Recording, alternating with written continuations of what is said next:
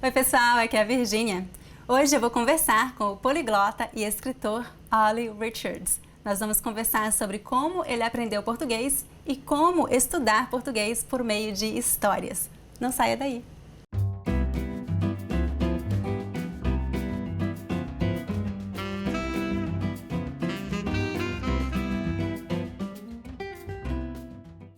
Ollie, muito obrigada por aceitar fazer este vídeo comigo. Você é uma grande inspiração para todos nós que estamos estudando línguas. Fala um pouquinho pra gente sobre você, para aqueles que não te conhecem. Muito obrigado pelo convite. Bom, um pouco sobre mim. É a pergunta mais difícil que tem. Eu sou Ollie, eu sou da Inglaterra. Eu gosto muito de aprender línguas. Eu comecei a aprender línguas quando eu tinha 19 anos. O francês foi a primeira delas. E depois eu fui viajando pelo mundo, morando em lugares diferentes e aprendendo línguas.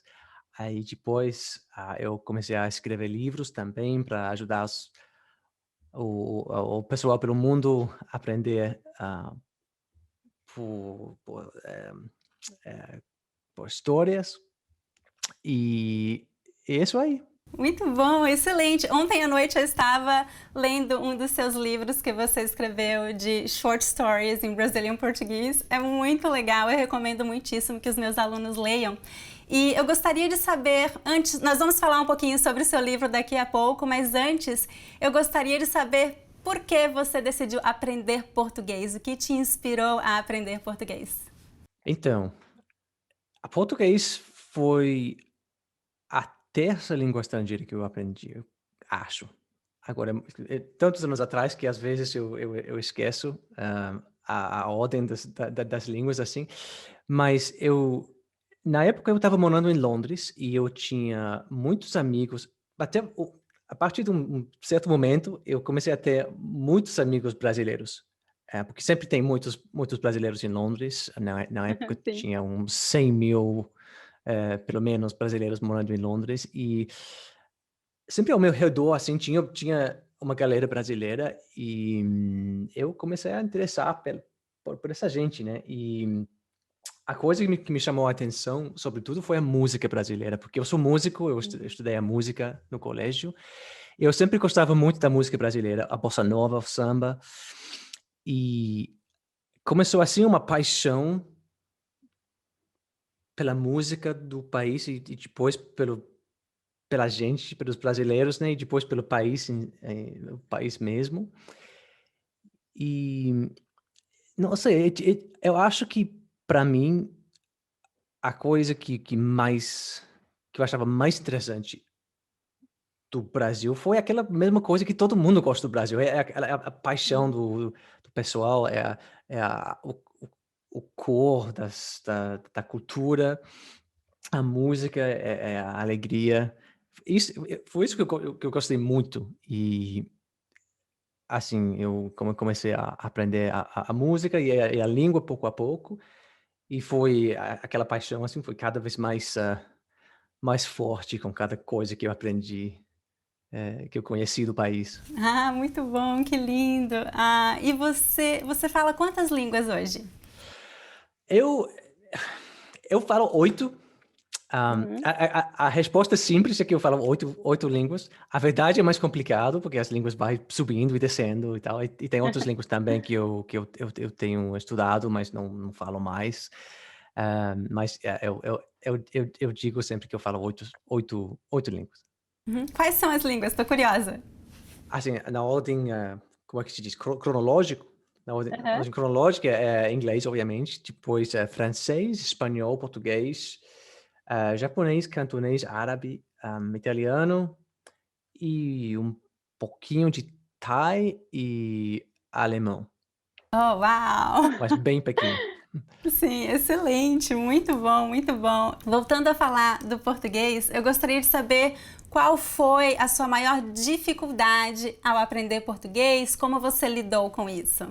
É, teve um momento que eu me lembro sempre, que foi a primeira vez que eu fui para o Rio de Janeiro, e foi uma dificuldade bastante grande, e foi assim, no sotaque do pessoal aí. Porque meus amigos em Londres eram de São Paulo. E então eu estava acostumado ao sotaque de São Paulo e do Sul, em geral. E também, agora que eu penso agora, que talvez aquela pessoa que estava morando em Londres também estava falando mais simples, talvez para mim, para me ajudar. Sim. Mas aquele momento de chegar no Rio e ter a exposição à realidade do português do Brasil, do Rio, foi um choque. Eu lembro que eu estava no meio de várias conversas com o pessoal e eu entendia talvez 30%, 40%. Sim, sim. E eu não e demorou bastante em resolver isso, mas assim, o caminho daquele momento até poder entender bem foi simplesmente questão de exposição, né? De todos os dias falar com o pessoal na praia, pedindo comida. ahm, e eu também gostava, porque eu gostava muito da música, eu passava muito tempo nos lugares da música, assim, os pagodes, as escolas de samba, que são muito de raiz, sabe? E é impossível passar muito tempo lá sem conversar muito com o pessoal. Então, foi muito difícil no início, mas foi uma educação rápida e intensa.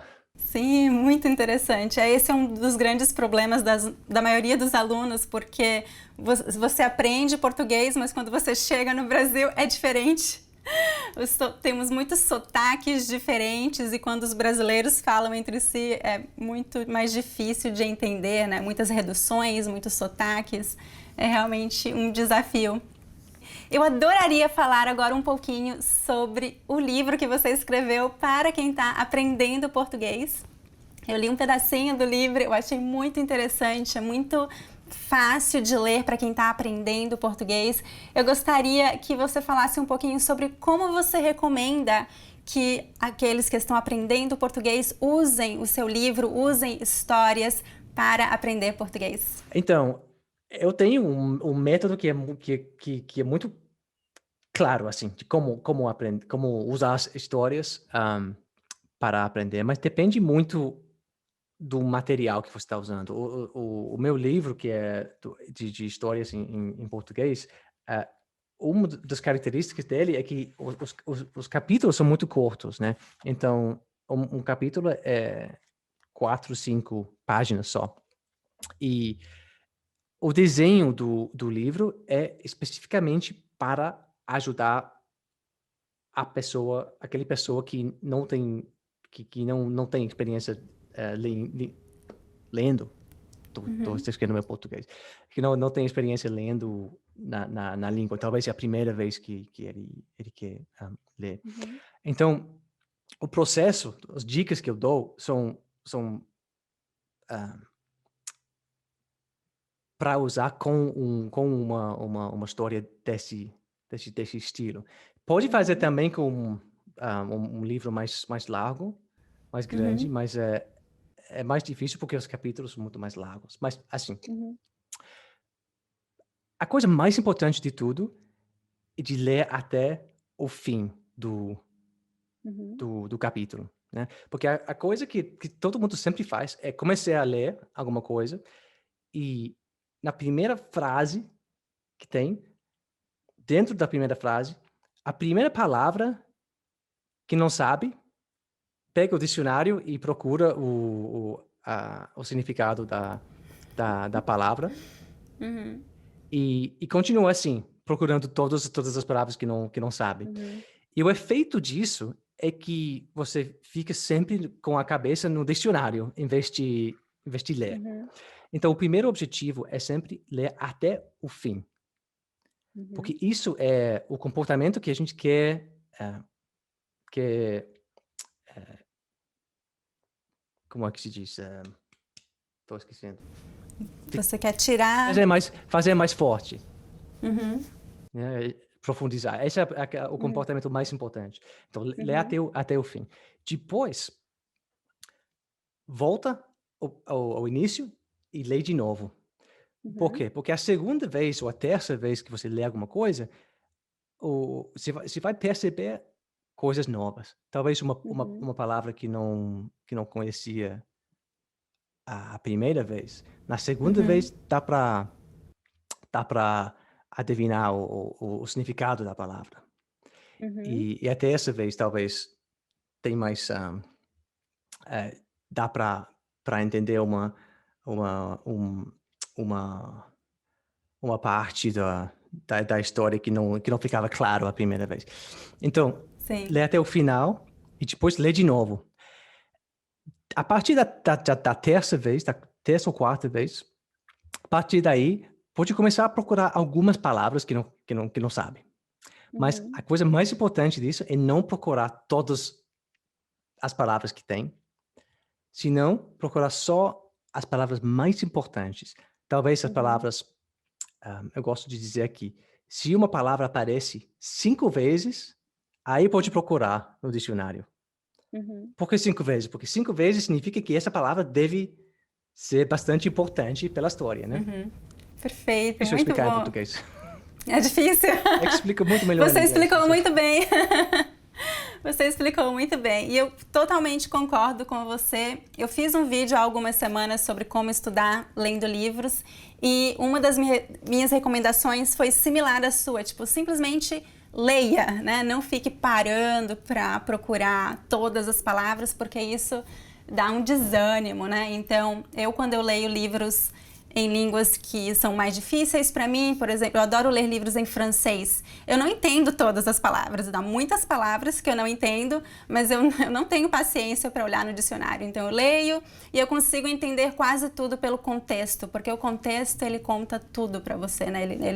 Ele vai nos revelar o significado de muitas palavras. Então o importante é você entender a história, o contexto geral, e você vai aprender o vocabulário naturalmente pelo contexto, né? Muito bom, Oli. Eu adorei a nossa conversa. Eu vou colocar o link para o seu livro aqui embaixo na descrição do vídeo para aqueles que estão interessados em aprender um pouquinho mais sobre o seu trabalho.